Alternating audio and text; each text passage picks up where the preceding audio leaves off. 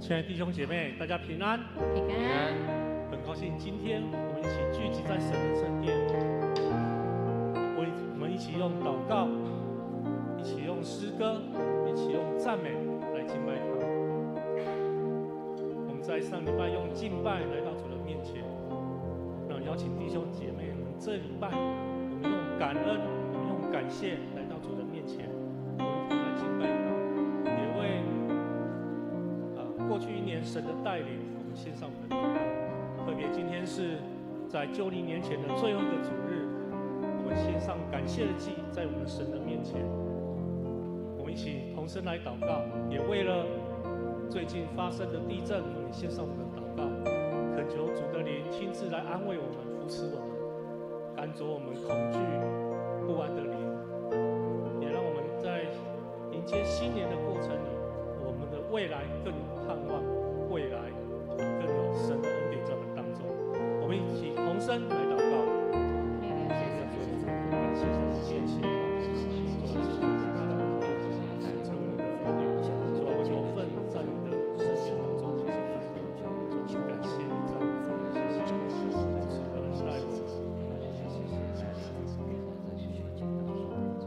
掌管天地万有的天父上帝，爱我们的主耶稣，亲爱的圣灵，感谢你带领我们走过这一年的风风雨雨。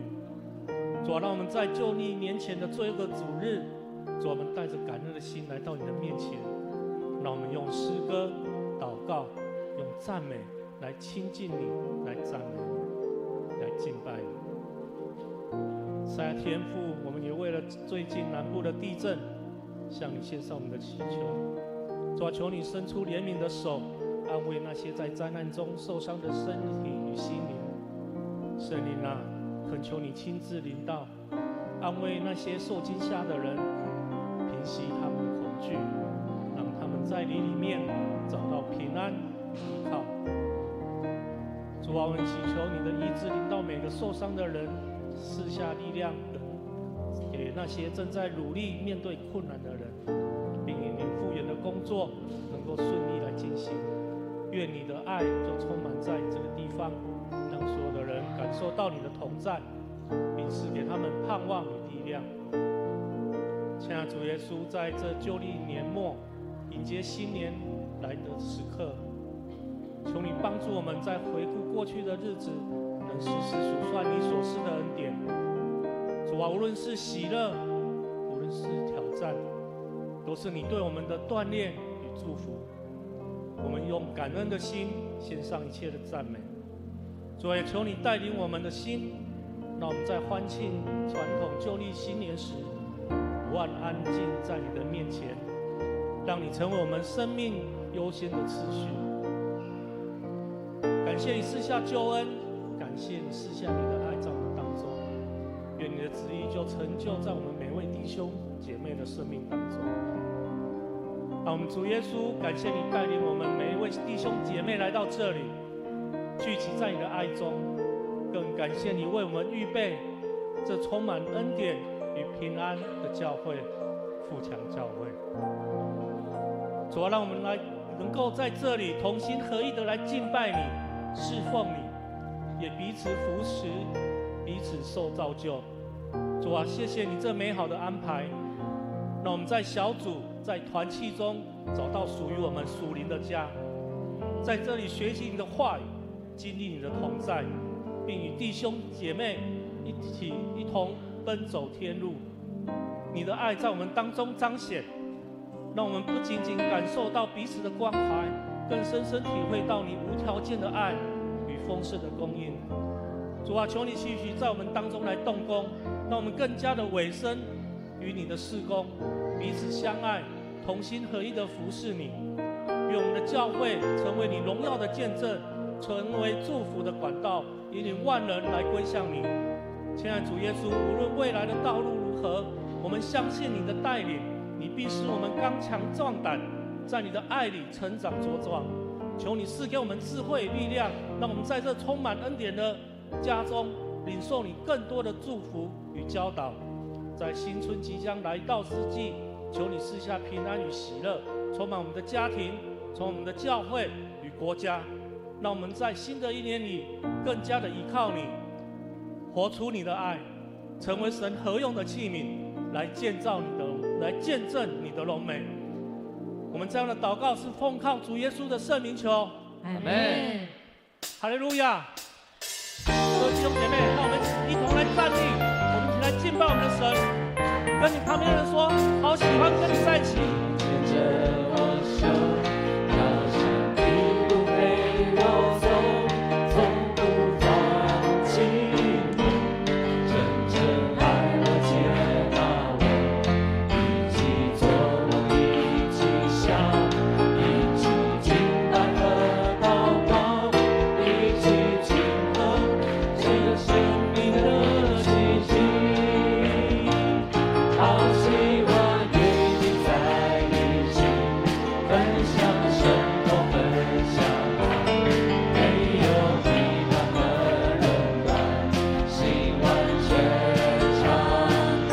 好希望与你在一起，像耶稣一样的爱，你我不孤单，这里有爱。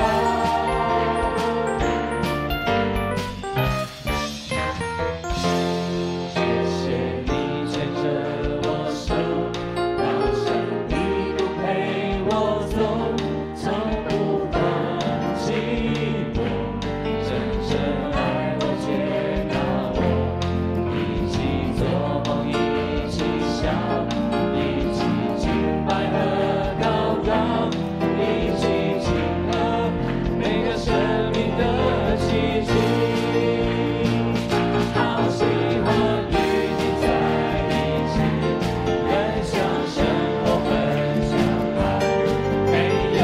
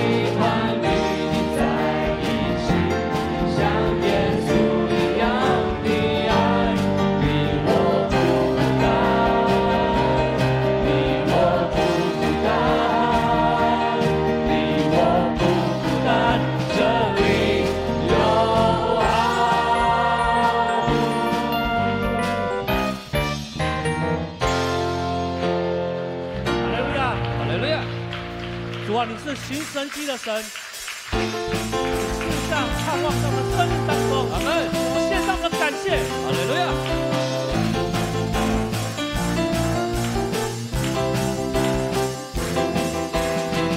你是新生机的神，绝望中赐下盼望，瞎眼看见疾病都医治，在你没有不可能的事。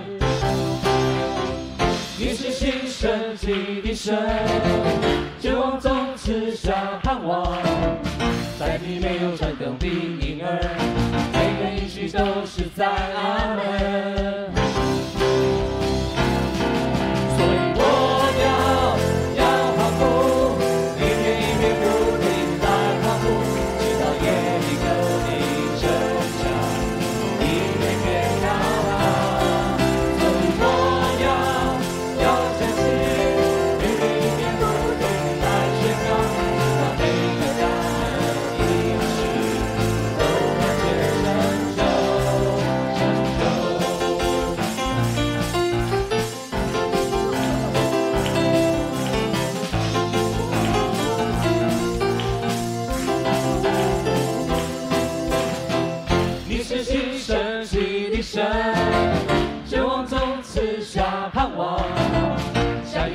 疾病都医治，在你没有不可能的事。你是新生机的神，绝望中赐下盼望，在你没有转动的婴儿，每个应许都是在阿门。我要欢呼，一遍一遍不停来欢呼，直到夜里。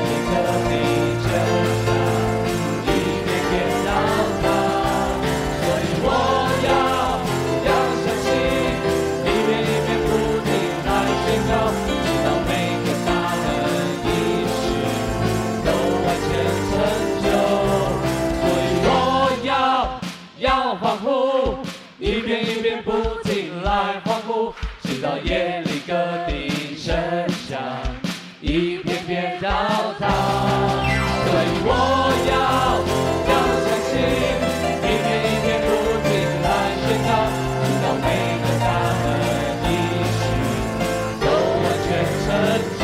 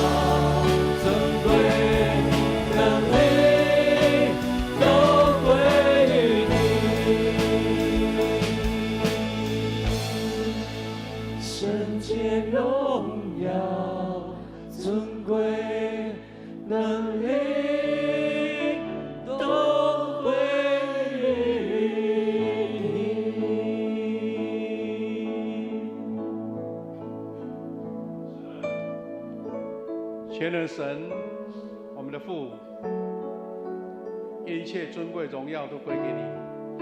因为我们是你所造，领受神无限的恩典。愿一切尊贵荣耀在你彰显，我们也一起同得荣耀，我们同得喜乐，同得平安。神啊，感谢你在春节前的最后一个主日，我们有这个恩典一起聚集，我们要同心敬拜，同心领受从神来的赐福，也要献上满满的感恩，愿成为感恩祭在你面前。神啊，愿今天从头到尾所有的聚会，圣灵在我们当中运行，让我们所唱的诗歌，我们所做的祷告，我们聆听你的话语，我们都同得平安造就，同得力量以及新的盼望。感谢主，让我们今天礼拜每一个人，大家因为彼此的相聚，就看见神的恩典、神的爱、神的祝福在我们当中。我们这样感谢祷告，奉靠主耶稣基督得胜的名，阿门。弟兄姐妹，我们请仍然站着哈，我们一起要来祈念新的诫命，领受主耶稣的教导，一起同心来念。你要尽心、尽性、尽力爱主你的上帝，这是诫命中的第一，且是最大的。其次也相反，就是要爱人如己。这两条诫命是律法和先知一切道理的总纲。我赐给你们一条新命令，乃是叫你们彼此相爱。我怎样爱你们，你们也要怎样相爱。你们若有彼此相爱的心，众人就因此认出你是我的门徒了。感谢主，阿门。请坐。弟兄姐妹，我们在开始下面的流程，我们再做一个邀请哈。今天我们在讲道完的诗歌后，我们有一个同心代祷医治祷告的时间，就是你有生理上的软弱，或是心灵上的一个困难，我们要求神来应许你的祷告。我们要邀请弟兄姐妹从5楼、4楼，我们到前面来。我们也请我们的代祷团队、我们的小组长，还有我们的长老，我们一起来做服事。我们同心祷告，是因为看见神的应许，我们要迫切在神面前祈求。所以等一下开始的时候，我们就邀请弟兄姐妹，有感动的、有需要的，都到前面来。我们把时间交给我们的诗会。请会众一起来攻读上帝的话语。第一段圣经记载在《申命记》第4章39节到40节，我们一起来攻读。所以你们要记住，不可遗忘，天地间唯有上主是上帝，他以外没有别的神。今天我把他的法律诫命颁布给你们，你们要遵行，这样你们和你们的子孙必定事事顺利。你们要继续住在你们上帝要赐给你们作为永久产业的这块土地上。第二段圣经记载在马太福音第15章21节到28节。耶稣离开那地方，必到泰尔和西顿附近地区去。当地的一个迦南女人来见他，喊着说：主啊，大卫之子，可怜我吧，我的女儿被鬼附着，痛苦不堪。耶稣一句话也不回答。门徒上来求他说：请叫他走开。他跟着我们一路喊叫着。耶稣回答：我奉差遣只去寻找以色列人中迷失的羊。那女人一听见这话，就在他的脚前下拜，说：主啊，请帮助我。耶稣说：拿儿女的食物给小狗吃是不对的。那女人说：是的，主啊，可是小狗也吃主人桌上掉下来的碎屑呢。于是耶稣说：妇人，你的信心好大呀，照你所要的给你成全吧。他的女儿就在那时候好起来了。以上愿上帝赐福听从他话语的人。献诗请信会小组今天要献唱的诗歌是《信靠跟随》。献诗完，请夏牧师证道。证道的主题是年终化信心与恩典。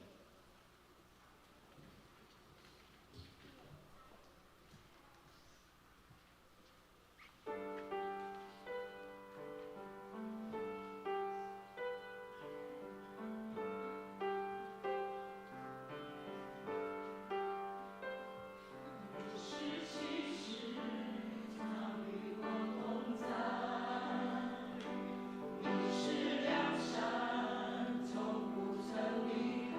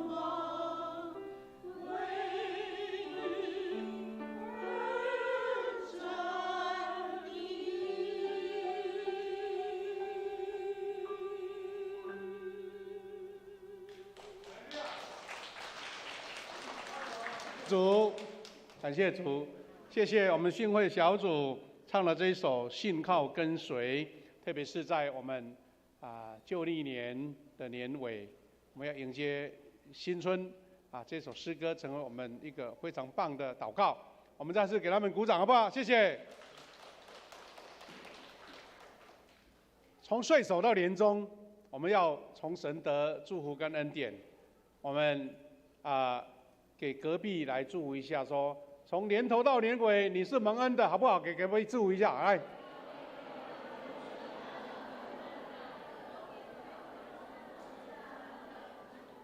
感谢主。牧师要借由这一个年终我们台湾人好像就是特别幸福啦。这个节日都是过2个这个新年也过2个。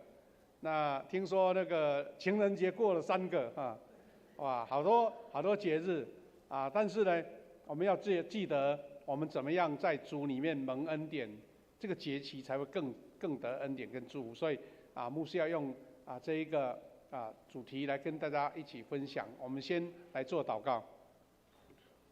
现在父神，感谢你，你的恩典跟我们同在，让我们从岁首到年终都蒙你的恩典带领保守。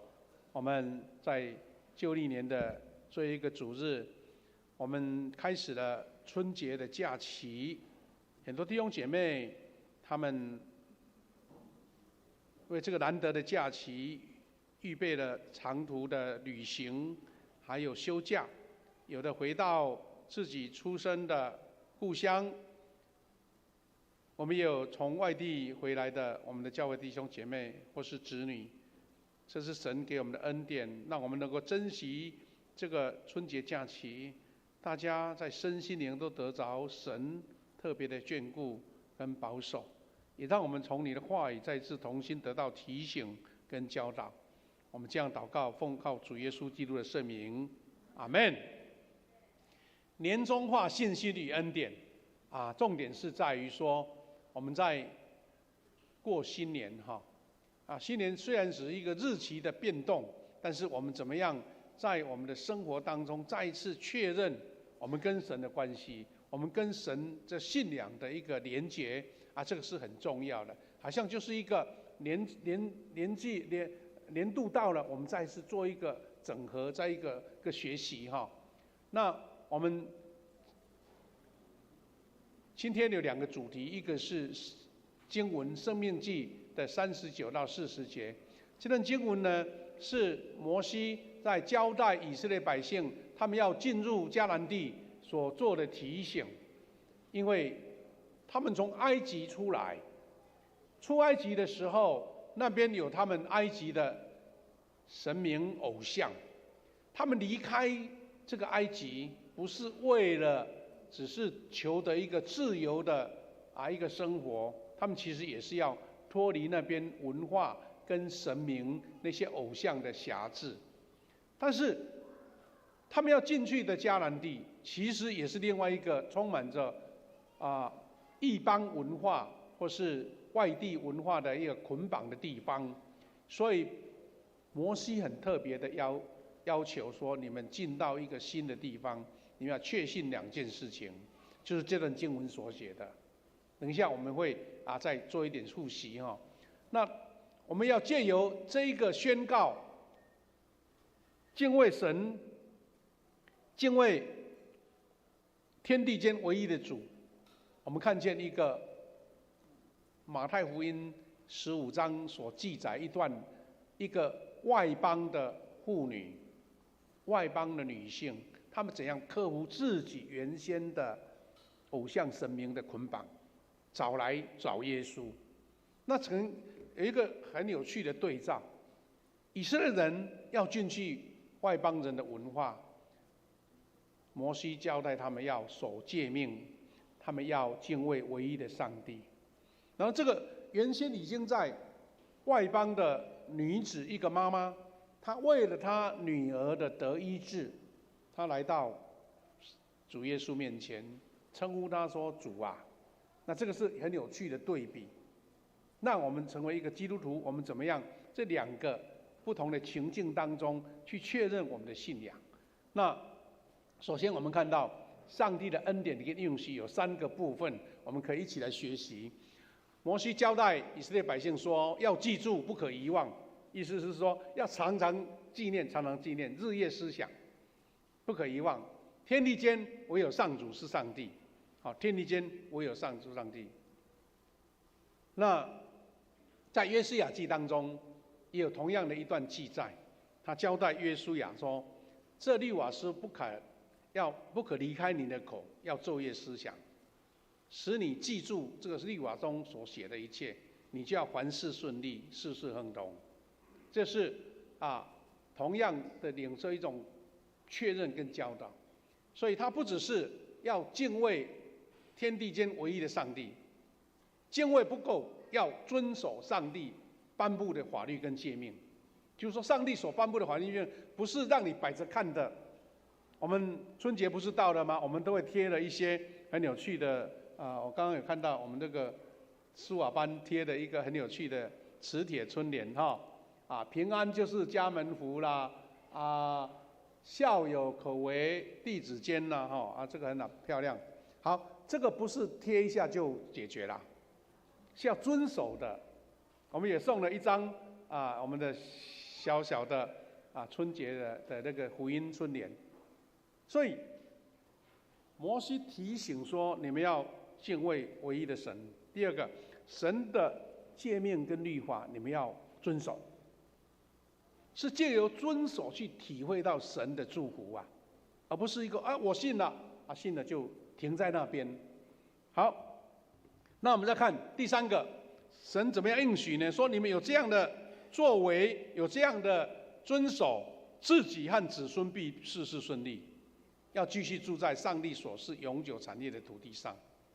所以神给以色列百姓的应许，在迦南地好像是一个美好之地，流奶与蜜之地，但是不是白白给你，而是因为你遵守了神的命令诫命，还有你敬畏唯一的神，你才是确认这个土地是你永久居住的，而且是事事顺利。弟兄姐妹，我们可能看到第一句话说，要记住不可遗忘，天地间唯一的主是上帝，感觉是就是一个宣告很清楚。我们常常在念那个使徒信经也一样我们在读那个上帝10条诫也一样要敬畏上帝。但是其实我们如果在生活上特别提醒的是，其实我们心中常常口头上敬畏上帝，但是其实在我们内心，在我们的生命过程当中，常常有偶像会出现，常常有另外一个会代替上帝出现。我们前2个礼拜我还有我们的瑞平牧师，我们去后甲教会上了2个礼拜从早上9点到下午5点半的课程。那这个是一个城市教会复兴的一个特别的就是一个特别的研习会。那当中有一个主题在告诉我们说，你心中的偶像是什么？它是针对牧师针对传道人讲的其实我们人生在很多时刻，上帝归上帝，但是偶像还是在我内心。比如说，你把你的事业摆在第一；比如说，你把人生的成就看得比上帝重要。当一件事情来的时候，教会的服事、教会的敬拜，你可以把它摆在其他，觉得我这件事情比较重要。这个才是最危险，或是说不着痕迹的。你把敬畏独一的上帝，把敬畏独一的上帝天地间唯有主上帝，把它错开了。那这个才是我们基督徒最大的一个危险。就像以色列百姓，他们离开埃及，摩西带领他们出埃及，有2个重点：一个是为了要得自由，因为他们是在埃及做奴隶400多年了。好，得自由很好，但是得自由不是到另外一个地方放纵，特别是进到迦南地，迦南地也是各种族群在那边已经有了，不是那边空的一块地那你进去，你怎样被文化、被他们的宗教影响？所以摩西才会叮咛，才会提醒。那我们在这个年终的时候，你省思过去一年，到底你有感恩成就的部分是什么？你曾经失去了什么？你遇到什么样的瓶颈跟挫折？你在忙碌的当中，你在追求人生或是这个社会认为的成就当中，你把神放在哪一个地方？不要被偶像，那个偶像不是说一个雕刻的几仙不辣，这个叫偶像哦，是你心中的挂念，你心中的执着，或是你心中的追求，可能都成为代替上帝的部分。那这个反倒是我们在生活上特别提醒注意的地方。所以子孙要继续住在上帝所赐的产业，表示说这个祝福是延续的，不是单指我领受，而是你预备的这个祝福是程序永久的。所以从这个主题出发，我们要来做一个对照。摩西不是邀请百姓要确认唯一的主是上帝吗？天底下只有上帝是主啊！但是我们看到，原先不敬畏上帝的一个民族，有一位妇人，他放弃了、丢弃了他原先的信仰，来追求这位真神独一的上帝。这两个故事刚好有一个非常有趣的对照。妇人，你的信心好大，是我们刚刚读的耶稣对这个迦南妇人的一个称赞的话。我们可以从这个故事做一点爬书了哈，了解说这个故事的来龙去脉，怎么样来提醒我们。圣经记载说，在马太福音15章21到28节记载说，耶稣离开那里，退到泰尔西顿的境内去。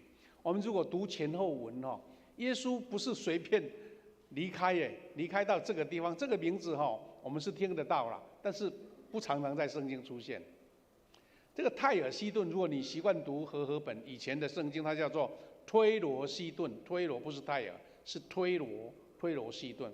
这个地方离他原先在耶稣在传福音的这个周遭，就是加利利海有一个名字叫做格尼撒勒，是北方40几公里的地方就像我们从这边出发最近不是发生地震的地方吗？那边南溪、玉井，还有大内，大概就这样30-40公里。他们是用走的。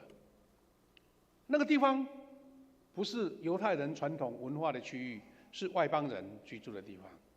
那耶稣为什么突然间离开，然后遇到这个妇人？那个其中有很多奥妙的事情呢。那这个地方明明是外邦人，那现在有一位外邦人来找耶稣，那到底耶稣去那边干嘛？这个妇人又来找他。圣经记载说，这一个地方就是我们看这个简单的图加利利海大概就是在现在的以色列的已经是北方了。那推罗西顿这个是旧名啦，泰尔西顿是在地中海沿边的2个城市那2个城市不是犹太人他们传统居住的地方，是一些外邦人或是犹太人不相往来的这些族群。不过你不要认为说既然以犹太人为思考，那边就是很落后或是偏乡，不是推罗西顿在当时因为靠海嘛，所以是运输很兴盛、产业很发达的地方。然后有一位妇女，这个妇女她说是迦南的妇女。这个地图会写的比较更清楚，因为比较大一点就是加利利海在南边那个蓝色的部分，不是加利利海在上面那个部分下面那个是死海耶路撒冷就是在死海的西北边，然后撒玛利亚就是传统也是犹太人跟不相往来的地方，然后再往北部啦，有一个比较小的蓝色的就是加利利海，之后再往北40公里有推罗跟西顿。那这个地方耶稣来这里，有他很特别的理由，他不是他常常去的地方，但是却是在这边发生这件小故事，就是有一位迦南的女妈妈来找他。所以一个迦南妇人知道耶稣来到泰尔西顿的地方，他们就来跟在耶稣的后面喊叫说：“主啊，大卫的子孙，可怜我。”我们可以理解，在2000年前那个时候也没有像现在有网络、有新闻报道说有一个什么什么明星要来了，我们赶快去排队。你看我们现在台湾哇，这个追星真的太厉害了啦韩国的这些明星哇，真的来的让人家吓跳，排好几天呢，排好几天。我们现在有年纪的人就觉得这个不可思议，他们都觉得很乐意吹风下雨很冷他愿意，为了要达成他们的心愿。但是你看到一个迦南的妇人，她不是为了要追星，但是她知道她女儿被鬼附，非常的痛苦，她要得医治。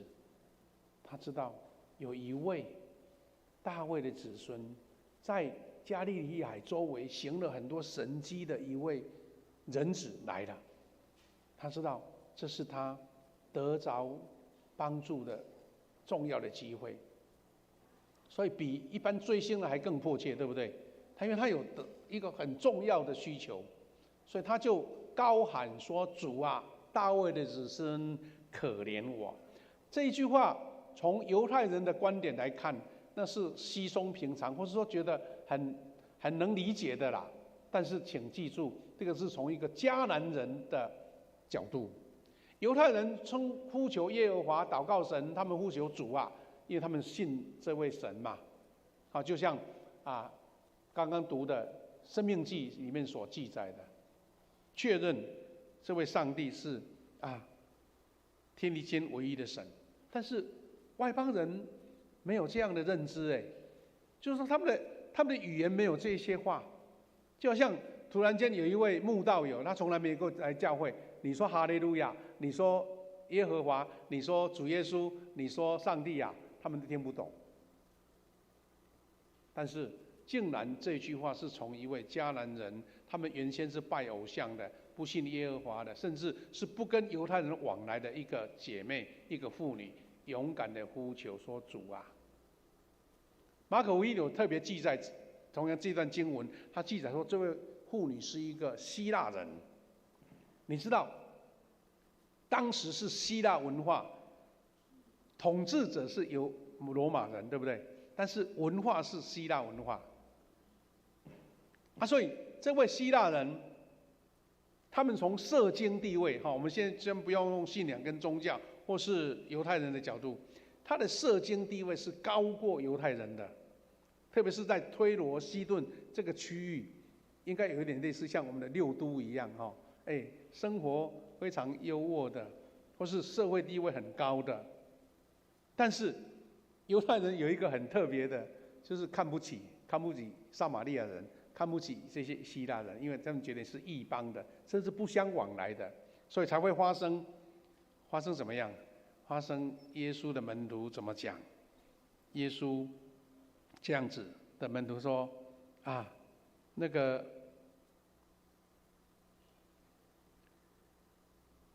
在这边第几节呢？这个他们跟门徒求耶稣说：“请叫他走开。”他跟着我们一路喊叫，请叫他走开。他还不是自己叫他们走开，他是请耶稣叫他们走开。所以你看见这些话暗中存藏着什么？根本你来跟我们对话就不行啊！但是你会想说，那耶稣来这边干嘛？你不跟这些人接触，那又跑来推罗西顿，这个产生一个很奇妙的紧张性那有趣的是，犹太人把这些希腊人、外邦人觉得迦南人看着很低，但其实他们的生活水准或是他们的这个社经地位确实很高这两个有一种矛盾的地方好，那这样的当中就看见大卫的子孙不是随便叫的，因为从犹太人传统长长的年代当中，他们一直在期待有这一位弥赛亚要出现，弥赛亚就是挂上正统的传承，就是大卫王的子孙，这位就是弥赛亚。从以色列人的不用解释太多，就是这样的承认，弥赛亚就是大卫的子孙。但是这句话在犹太人来讲是讲的好像已经讲的都腻了啦。但是从一位迦南人的妇人讲这一句话就不同意啊，非同小可啦。那表示什么呢？第一个，他迫切，他的女儿太痛苦了，需要得医治。但是他不是只是求这一位可能有神机骑士、有异能的人来治哦，他要先承认这个信仰，他承认说你就是主，你就是大卫的子孙，才表示这位妇人、这位姐妹，她承认，她相信那位先知所说的弥赛亚，知道这位弥赛亚要带来医病赶鬼，使人洁净，使人复活。所以弟兄姐妹，迦南妇人的信心跟恩典啊，就是她因为女儿被鬼附了，很痛苦，她觉得能够突破了，好像就在黑暗中看见一个光明，就是主耶稣，他有这个能力。但是我们看到他这样的求助，从我们外边来看，哇，他找对人，对不对？哇，他有救了。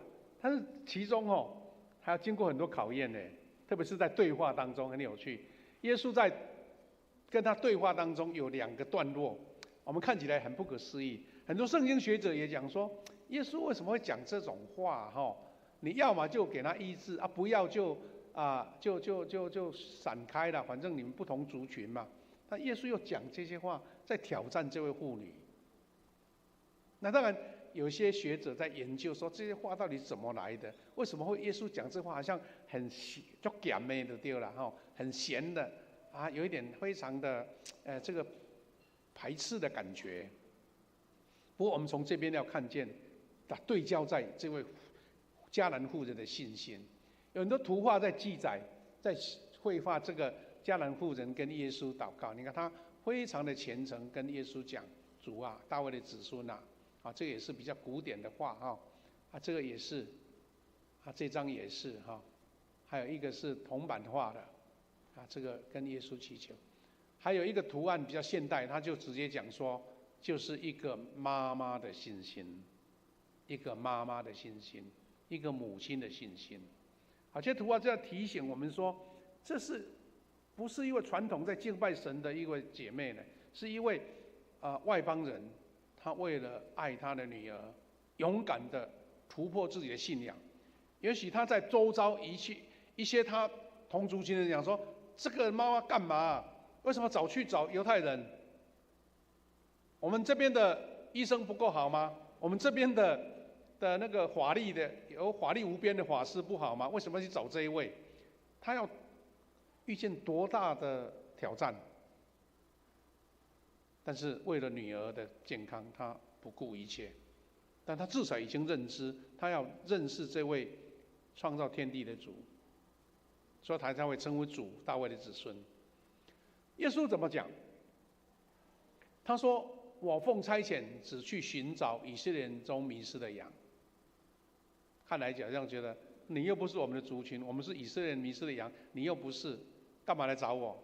但是妇人不为所动，他说：“主啊，请帮助我。”他把主放在前面，表示说：“你犹太人有迷失的羊，但是我认为你是主啊。”那表示什么？我是外邦人，但我不是迷失的羊。那很有趣，对不对？很有趣的对比。那有些圣经学者就研究说：“耶稣曾经差遣门徒去传福音，就是对犹太人传福音。他在讲说：‘你们传福音不要觉得非常的天真你们是羊入狼群呢。这些敌对的人会像狼一样要吃你呢。那既然是狼群都那么凶恶了，那这一位迦南妇女说：我又不是狼，我要承认我是羊，我是承认主的羊。’那就是一个非常有趣的对话。好像耶稣说：‘我的任务是专门对犹太人你跟我无关但是这位妇女把自己拉进到属灵的族群里面，他不是以色列人，但是他是信仰的上帝的子民。第二段话哈，就是耶稣又讲了一句更难听的话：拿儿女的食物给小狗吃是不对的。意思是说，儿女应该吃的啊，小狗吃不行啊，要先给孩子吃啊。但是这位妇人在加码，讲的更有信心的话，他说：“是的，主啊，可是小狗也吃主人桌上掉下来的碎屑呢。”意思是说，我又不是抢你儿女的食物，我只要你掉下来我吃就够了。那这是一个啊，我们也不要讲说死缠烂打，但是就是执着的拉住耶稣。有人在解释这段话，说耶稣好像讲话太不得体了，或是怎么会把人当小狗呢？哈，其实我们如果从当时他们族群的对话当中，其实这个有一种类似隐含的文化上的一个对话，或是他们类似通关密语啦。我们现在人看起来会字面上解释会觉得很不好，但是有人这样解释，他说：“小狗狗是我们家人啊。你知道今天很多人小狗是抱在身上的，是一起睡觉的。当然那个时代没有这样的情况，但是家里面的小狗狗也是家人啊。”他说：“虽然在族群的分布上，你们犹太人把我们看见我们这些人是外邦人是被排斥的，但是我是你的家人，因为小狗也是你们的家人。所以从上面的我差遣去对犹太人传福音他说：我认为你是主啊，我认识你是主，所以我是属灵的族群，对不对？再来一句话，我不能丢给儿女的食物给小狗。这个妇女说：小狗也没关系啊，我是你的家人啊。你看这种对话，这个妇女真的是爱她的孩子，对主的信心，即使看起来表面上这是一个有一点类似看不起，其实没有。耶稣是要用这样来试验说，你跟我素昧平生，跟我没有什么族群上的交集，为什么你会来找我？那这个信仰是让这位妇人把自己2句话当中，把信仰从完全的表露出来。好，你看耶稣怎么样让做最后的结论？过程当中也许真的有一些挑战，有人想说，那不要就算了吧，又不是只有你，但是他没有，他就这样勇敢的跟主耶稣来宣告，然后耶稣这样成全他说：妇人，你的信心好大，照你所要的给你成全吧。他的女儿就好起来。我们人常常为了自己一己的一种，或是自尊也好，或是自己的一个个人的矜持也好，没有办法把自己完全的放下。但这位姐妹，这位妈妈，她因为爱女儿，她任何的苦处难处，她都难不倒她。我们可以想象说，她的女儿遇到这样的病痛，这样的难处，已经她不知道求医求过多久了，遇到多大的困难了，甚至找所谓当时他们当地的当机啦、豆桃啦，他们当地的一些神明来医治她不知道喝了多少湖水啦。我们从我们的角度来讲，但是她因为坚信耶稣给她成全，所以你注意耶稣常常都称赞外邦人呢。你看撒玛利亚的妇人好撒玛利亚人，然后又称呼这位迦南妇人是你的信心好大。耶稣好像这样讲，好像觉得犹太人都一无是处，只有这些外邦人好。其实耶稣有很深的意念，就是说，神的百姓已经要打破这个族群的观念。耶稣的门徒还一直守住这一个传统的律法嘛，对不对？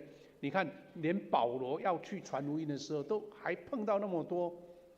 那你们传福音怎么传给外邦人呢？我们犹太人啊，我们是属神的百姓啊，外邦人呢，没有受割礼不算啊，都还在争执那何况在耶稣那个时代？但是耶稣就是借由这些对话，借由他的所行的神迹，借由他的本身的教导，然后先把这个族群的观念突破掉了。感谢主，我们也看到另外一个让我们感动的事情，弟兄姐妹，我们中保代祷有一个非常重要的理念，或者说我们一个重要的宗旨，就是为别人祷告。你知道，每一位进到祷告室的弟兄姐妹，他们可能有自己有灵修，有先自我的跟神的祷告，他们是最重要的责任，就是借着代祷卡为别人祷告。今天我们看到耶稣在医治别人的过程当中，有这样很特别的特质，就是有人为了身边他所爱的人或是儿女，来勇敢的向耶稣祈求了，勇敢的向耶稣祈求。这位妇女遇到了门徒对他的一个算是很不客气吧，对不对？要把他赶走。耶稣其实还碰到很多他们为了自己所爱的人来跟耶稣祈求的事。所以中保代祷这样的精神就是勇敢为别人祷告。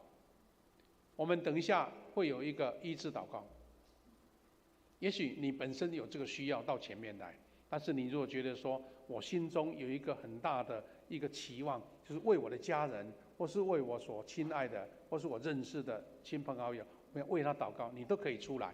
因为圣经里面有好多这样被耶稣医治的，都是他为别人来求耶稣的。第一个，马太福音第8章，有一位百夫长，为了瘫痪的仆人，你看不是他的儿女哦，他是他的仆人，他也跑来求耶稣医治。一位大臣在约翰5章，他为他快死的儿子来求助耶稣医治。路加第8章有一个管会郎叫埃鲁，为了他快死的女儿来求耶稣医治。我们看到马可福音有2个地方，一个是记载有4个人，可能是他的家人，也可能是他的好朋友，因为瘫痪了，生病很严重，要带他来会堂，请耶稣来医治他。因为那一天耶稣在讲道的时候，一大堆人挤在那个会堂里面，可能不会很大的会堂，而且门口都挤满了。一个不能行动的一个病人，也不能走进去，所以体积很大，不能走进去。这里4位好朋友，竟然想到从屋顶把它拆开，从上面把它坠下来，求得耶稣的医治。还有在马可福音第9章，有一个人带着被哑巴鬼附着的儿子来求主耶稣医治。甚至这位官员跟耶稣在求医治的时候，他还讲说：是的，我信心不足，求主来帮助我。弟兄姐妹，这个可以看见说，为别人代求，这个力量是何等的大。因为主要看见是你的信心的较多，所以无论是中保代祷，或是我们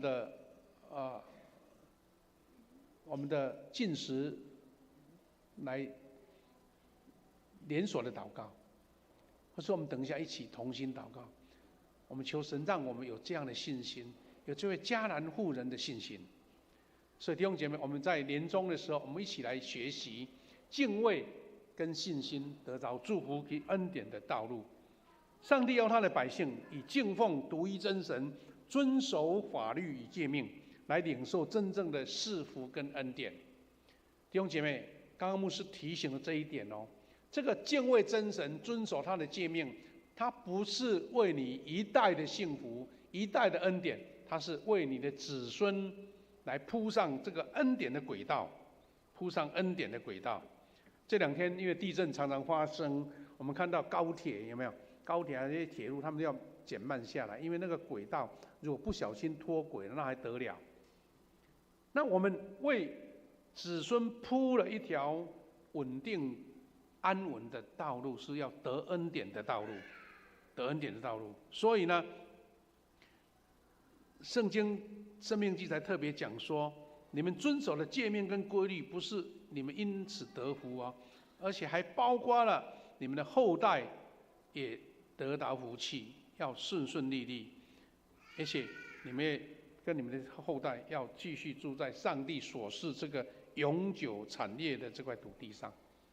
所以在这个春节前，我们一起领受这样的信心的功课，请记得为你的子孙代求，为你子孙铺上一条蒙恩得福的祝福的轨道。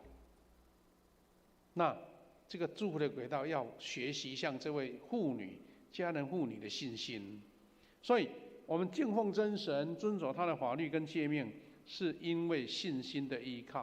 刚刚我们不是讲了吗？好摩西要百姓说，你要敬畏独一的真神。你如果这样讲，我也会啊，我敬畏真神哦，我很专心哦。但是我说，我们常常会被看不见的隐形的偶像替代。你要常常在神面前说，神啊，是不是我把你放在最边边的？我把你看到最不重要那一块，有了才想到的，还是说我以遵守神的诫命律法，我敬畏独一真神为我的优先？你的产业、你的工作、你的家庭、你的一切，是不是先以尊主为大，然后在下面做铺排？这是我们从这位迦南妇人的一个对照，产生一个非常有很强烈的一个印象。以色列百姓本来是属于神的，他们常常离开神。这位妇女，她原来不属于神的，是敬拜偶像的，但是为了她的女儿的健康，她勇敢的宣告耶稣是主，大卫的子孙。那是何等有趣的对照！迦南妇人的谦卑，她这样讲：是的，主啊，可是小狗也吃主人桌上掉下来的碎屑。她不是为了小小的一个自尊，然后就把这个恩典舍去掉了。小狗，现在我们可能家里面呢，小狗吃最好。反正前天听到一个同样是牧师的同学，他说他家的一只小狗哈，因为可能年纪大了，就跑去看医生。他在加拿大，在温哥华，他说那只狗狗去看医生花了40几万，他说比人的还贵重哈。所以小狗也吃主人桌上掉下来碎屑哈，那是恩典，对不对？那今天我们把小狗狗看成是最重要的家人呐。那更何况我们是神所爱的儿女，你有没有掌握到这个？你是要吃儿女的食物不是小狗耶稣他要把这个儿女的食物给我们，但是我们把它掉出去了，让外邦的小狗狗吃。那你不是觉得最好的恩典你没有领受到吗？感谢主，我们看这个迦南妇人有三个很重大的学习，然后她的信心。第一个，她克服不利的条件，在她的生活环境里面没有那个信耶稣的环境嘛，没有敬畏上帝的环境嘛，但是她竟然为了她女儿的得医治，她竟然有办法去抓住这一位可能一生才一次见到面的耶稣，然后她的女儿得医治。其实环境困难并不是阻碍你得到帮助的这个原因呐。你如果有信心，很多困难都突破掉了。虽然相隔了40公里的路程，但是他把握了耶稣来到推罗西顿，在这个生活环境当中，他竟然能够抓住这个应许。我在说，我们很多人有时候碰到我们教会的弟兄姐妹，我们在讲说，住在比较远的地方都通常最早来教会，因为他觉得这个是我重要的事情，所以反正他不会迟到。反正住在教会附近的人讲说，反正时间有的是快到了再来通常是迟到的是住在教会附近的。我们以前在乡下他们还这样想说，好像教堂打钟了我才出发就好了那我们感谢主，这位妇人她克服了不利的地理的条件。我们早期台湾的原住民就是西拉雅族，就是我们台南周遭的这些百姓，他们最早信耶稣，因为在400年前，不是荷兰人来传福音吗？他们的祖先就信耶稣了。但是后来因为这个郑成功来台湾，就中断了信仰。他们原来居住的环境也被等于是被迫让出来，所以他们就往山区移动哦。今天的玉井、南溪，今天的左镇，今天的投射，今天的大内，那些都是以前我们在这里的主人搬过去的。从他们的族群的迁徙是这样。我们现在的科学园区，对不对？这些都是外来人把它占据掉了，那些原住民就被迫到山区去。所以你看南科在开始建南科的时候，不是挖了很多地理的考古吗？发现说哇，这个好几千年，这些百姓都住在这里啊。那这些是西拉雅族的祖先。好，中断了信仰，但是他们心中这个信仰的微小的种子还留着。等到160年前，马雅各医师来传福音，这些原住民，我们所说的平埔族或是西拉雅族，他们发现说，这个形象就是他们的祖先告诉他们的，他们就是我们的红毛亲戚，红毛的，就是那个头发是红红的，这些是红毛亲戚，所以他们很快就接受这个信仰。你知道吗？南台湾的教会如果没有这一群平埔族来信耶稣，我们的教会真的是很微弱，也出了很多很多有名的牧师。当时牧师曾经在讲道中提起过，当时因为教会很少，当时在平埔族在山上，他们为了去做礼拜，他们礼拜6就要出发，走山路，然后还要挑了济南吃的东西，然后一直走，半路就下来野炊，吃完再走到天亮，刚好护礼拜天的做礼拜。好，做完礼拜，中午在那边吃完一个简单的午餐，然后下午再做一次礼拜，因为难得来一次啊，所以下午我们台湾教会有一个下午的礼拜是这样来的。下午做完礼拜，好，太阳比较没有那么炎热了，好，再从那边走到礼拜1早上才回到家。他们克服了地理的条件，因为他们有这样的信仰，他们这个红毛亲戚当初传给他们的信仰，他们重新又恢复了。其实你知道，很多山区的百姓，因为当时医疗很落后嘛，他们遇到病痛他们要用门板我们这个一般的大门的门板，扛着这位病人一直走到台南府城来受医治。当你有信心，像这样迦南妇人一样，一切困难就不再是困难。但是我们觉得非常舒适的环境，我们对信仰不大重要。第二个，他克服了令他绝望的回应。耶稣跟他的门徒用这些话来挑战他的时候，其实耶稣并没有偏见，不然他不会跑到推罗西顿这个地方。但是在试验他的时候，这位妇人的反应，想确定了他纯全的信心。第三个是恩典。靠着恩典的信心，这位迦南妇人的态度，因为坚定信靠主耶稣，所以他称呼主啊。这个主不是随便开口的，是臣服在神的面前。弟兄姐妹，我们对照生命记的应许跟妇人的信心彼此对照。我们人生当中常遇到很多期望跟实际遭遇有极大落差的部分，你怎么样用信心来克服，像这位迦南妇人一样？我们从妇人的信心来看见，来回顾我们过去1年岁首年终，我们检视自己，我们怎么样靠着信心迎接新年的应许。台湾在最近的整个环境当中，你遇到的是顺境呢，还是挑战跟逆境呢？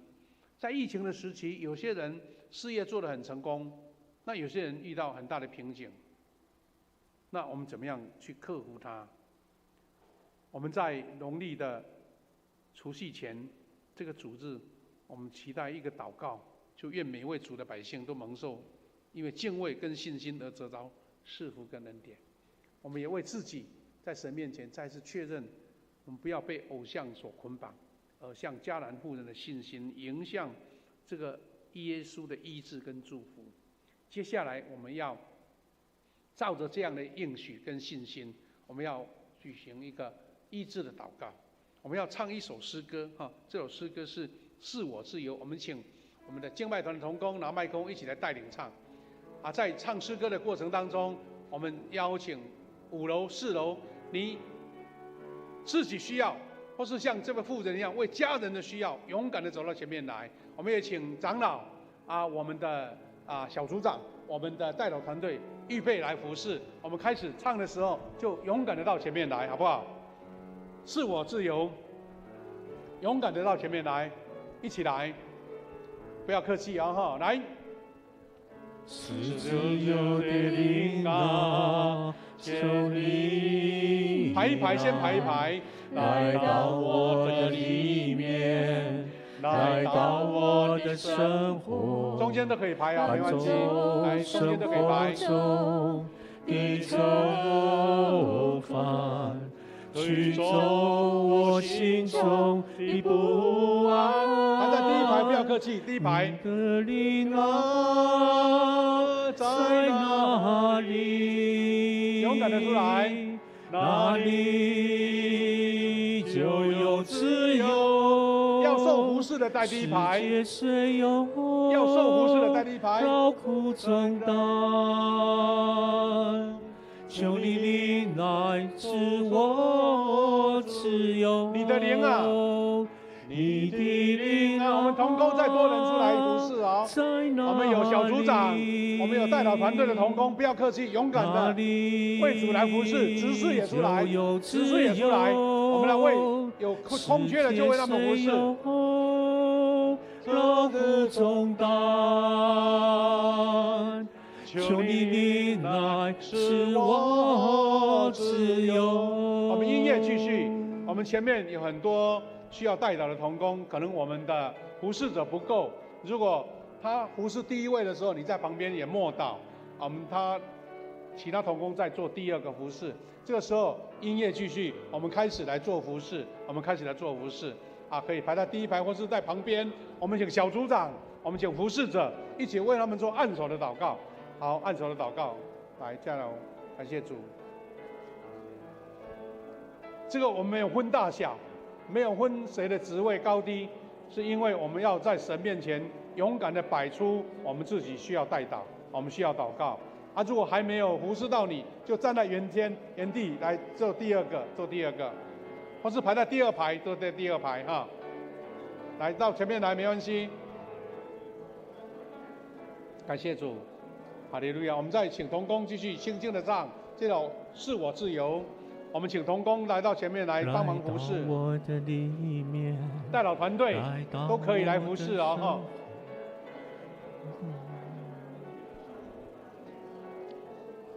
哈利路亚！感谢主，我们这么多的同工需要代祷，求神赐下恩典跟医治，赐下平安，赐下祝福，赐下满满的恩典。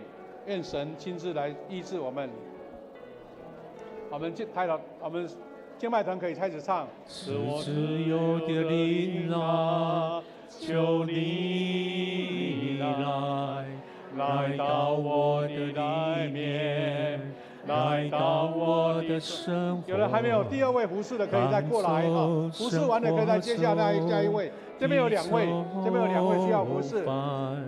驱走我心中的不安。这边有2位，你的灵啊，在哪里？哈利路亚！愿神垂听我们在神面前的祷告跟祈求，感谢主。还有谁没有被服侍的举手一下？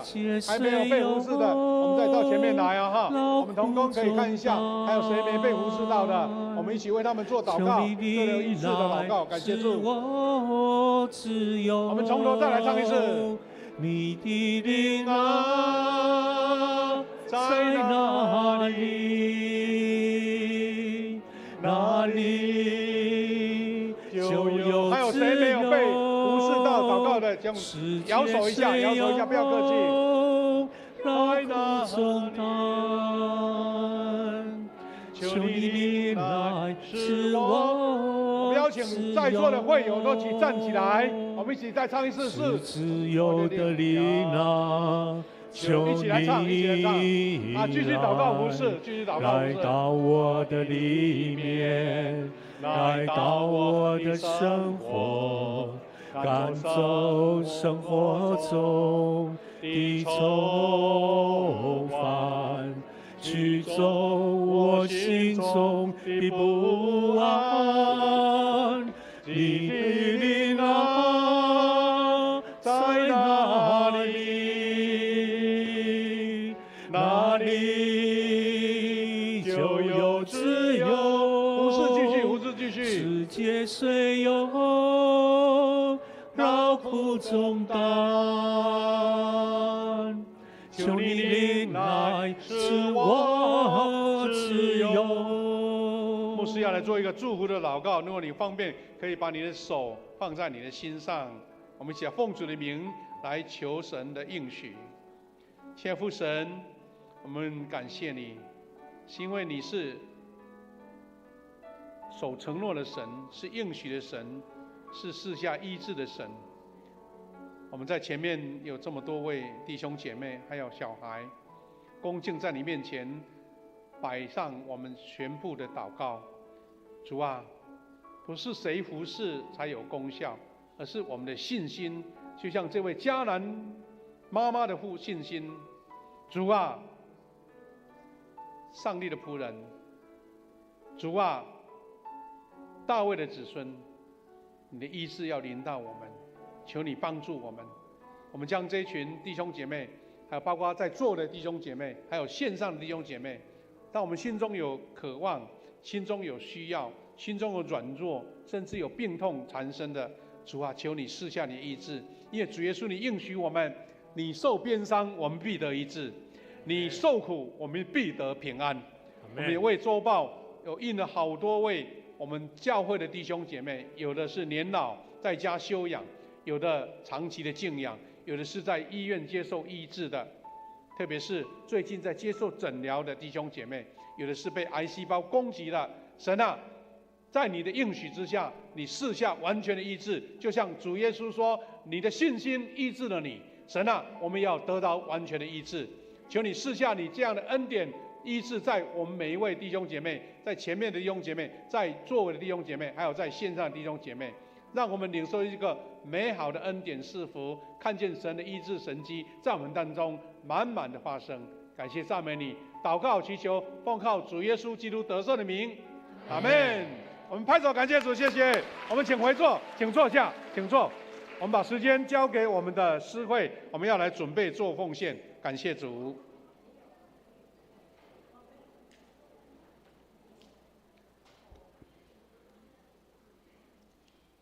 请我们一起来奉献，请司献执事开始传奉献带，请大家预备心，用奉献来回应上帝。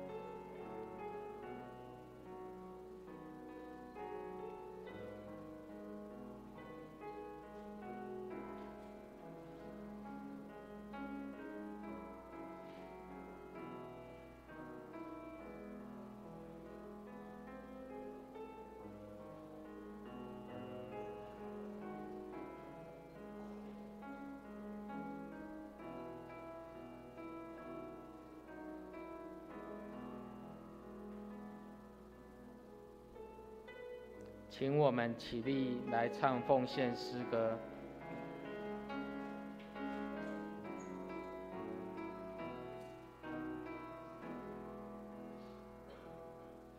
亲爱的宝贵耶稣，你爱何等的甘甜，我的心深深被你吸引，爱你是我的喜乐，一生爱你，一生敬拜你，一生爱你，一生荣耀你，一生奉献，一生不回头，一生爱你，跟随你。会众请坐。报告前，我们先一起来读本月金句，请大家翻开周报最后一页，请我们一起来攻读。认识你独一的真神，并且认识你所差来的耶稣基督，这就是永生。约翰福音17章3节，请大家翻开周报第2页。1月29号礼拜三是我们新春礼拜，司礼陈秋怡执事。下主日2月2号，司礼郭新恩执事。请翻开第3页，上周聚会信息，请我们自己来过目。请我们翻开周报第4页，肢体交通。第一大点，1月29号周三初一新春称谢礼拜，请我们各位兄姐预备心，踊跃来参加，也用奉献来回应上帝。第3小点，鼓励兄姐在周二除夕团圆围炉的时候，来请家长来用感恩家庭礼拜来敬拜上帝。第2大点，2月23号主日，教会召开定期会员合会，请我们来尽量来踊跃参加，并为合会筹备顺利来代祷。第3大点，2月16号主日举行福音主日江怡君老师诗歌见证分享会。第4大点，富强教会门徒学校已经在1月19号正式开课，请各位兄姐踊跃参加。第5大点，婚礼祝福，本会庄一静弟兄与王淑玲姐妹的公子庄品成弟兄与李佳英姐妹定在3月1号礼拜六下午3点半在安平举行婚礼，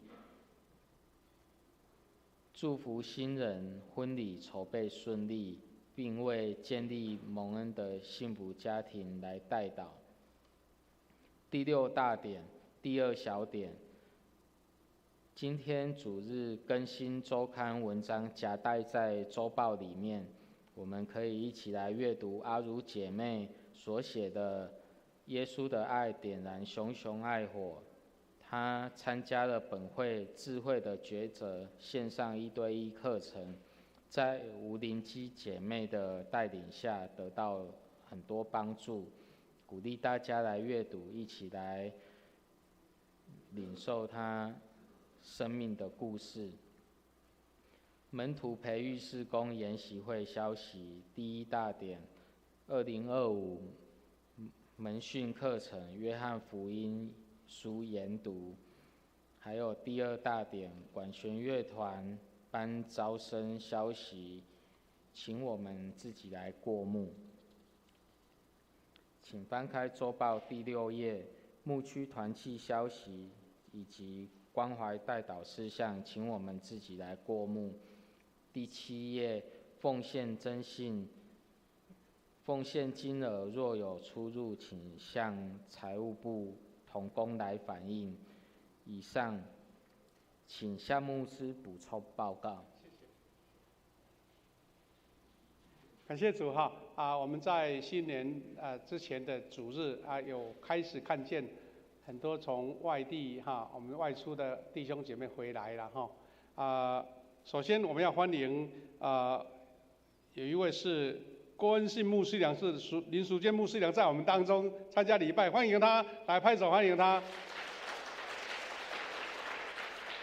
林淑娟师母呢，跟我们大概是同一辈的，大家都很熟。不过他们以前在路竹教会退休之后就一直在各地做一个就自由的服事。那他的儿子呢，就是郭义一家就是有在我们教会参加小朋友主日学，都在我们这边，有时候都会来欢迎他们今天有带孙女一起来做礼拜欢迎你们两位一起来好，欢迎你们欢迎你们。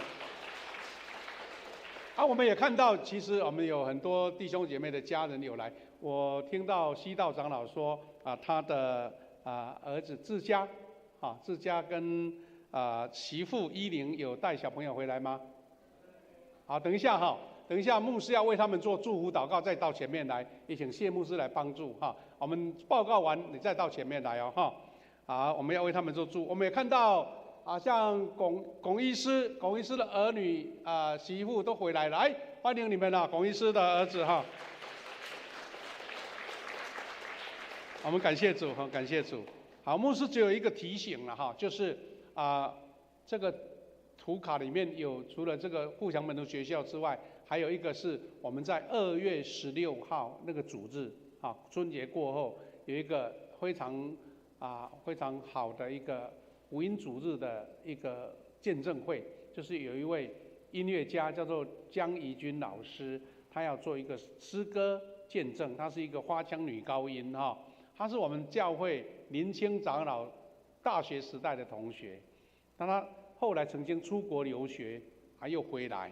那在音乐的专业的成就是非常非常棒的，但是他有更深的生命的转变信仰的转变所以欢迎大家。这个是他女儿自己做的图卡我们教会也做了一张他要来讲一个主题叫做从哀哭到跳舞在专业上是非常有成就，但是生命就曾经经历过很多伤痛，但是怎么样神的恩典来带领他。所以那一天2堂礼拜是由这位江怡君老师他要来做见证所以我们邀请弟兄姐妹邀朋友一起来邀朋友一起来聆听这样，特别是慕道友还有约翰福音的这个课程是由2年前曾经在我们当中的孙宝玲老师孙宝玲教授要来教导，有10周的课程，赶快来报名，因为要准备资料。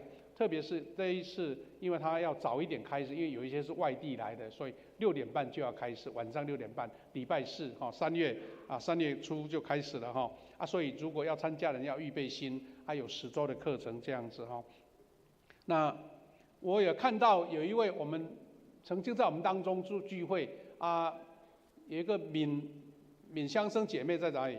敏香生姐妹先离开了吗？敏香生姐妹她有出来做祷告了，她家人有一起来。敏姐妹在那边来欢迎你们来欢迎你们欢迎她那个他的儿女的家人从北部回来，他也今天也带着他的孩子来这边参加，欢迎你还有我们其他的报告刚刚有补充一点，就是我们的书法班有特别定制的这一个用磁铁贴在冰箱的一个小的春联这个磁铁可以贴在春联的这个有义卖啦，在楼下好像一个要300块但是也有赠送春联，我们教会的福音春联可以自己索取到楼下送完为止欢迎大家踊跃来领取，会在家里面贴一个春联，非常的有春节的气氛好，这个时候呢，我们要请志佳、依林，还有可爱的女儿心宇，她是在去年9月出生的，这次从台北回来。我们也请我们的西道长老，你们夫妇也出来，好，全家福。志奇有没有在这里啊？来，请一起来，我们到前面来为他们做祷告，好不好？好，我们一起来做祷告。来，我们请到前面来，到前面来。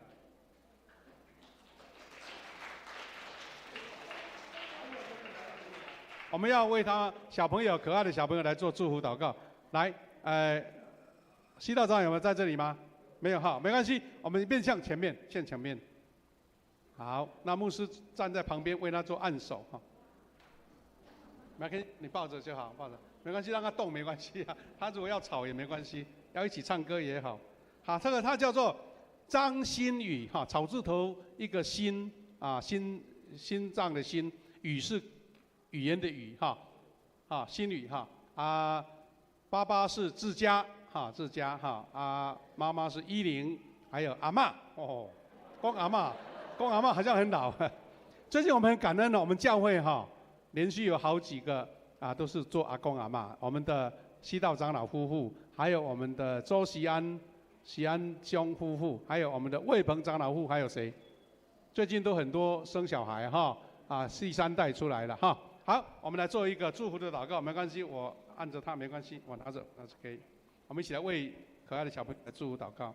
谢天父上帝，感谢你赐福他们夫妇在去年的9月。是给他们一个可爱的女儿心宇。神啊，这位可爱的女儿在北部生活，神啊，求你亲自赐福在这个小孩的身上，让他在幼儿成长当中有神特别的恩典带领，父母亲的爱心，还有家人以及教会弟兄姐妹的呵护下，健康成长，特别领受神天上来的祝福，还有智慧。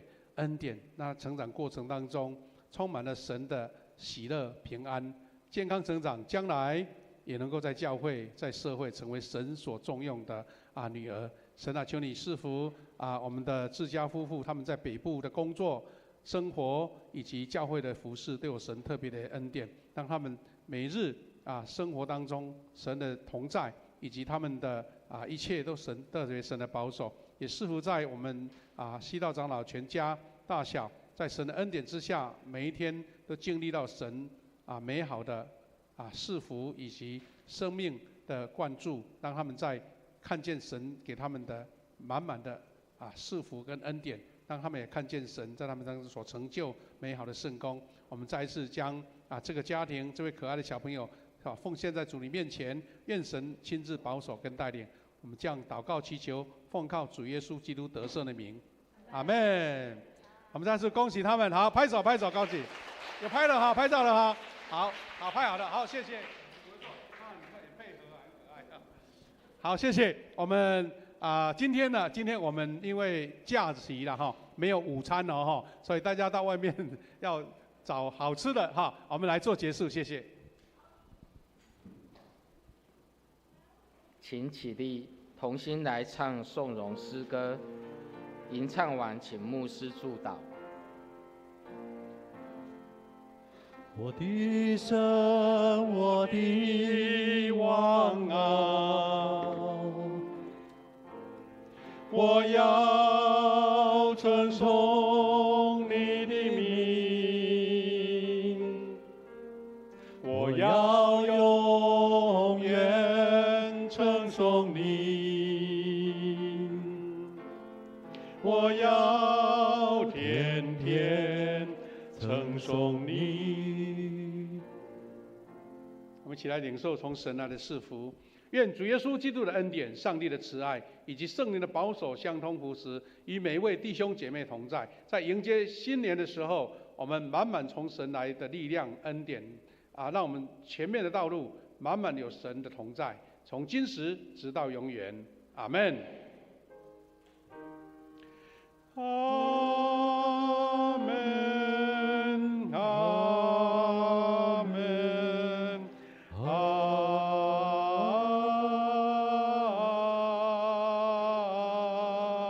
门。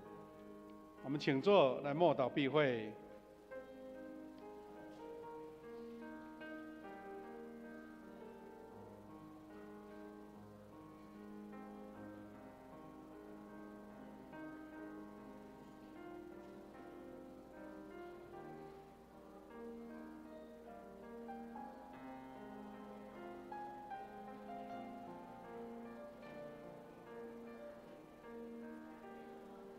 第二堂礼拜结束，请各位兄姐互相请安。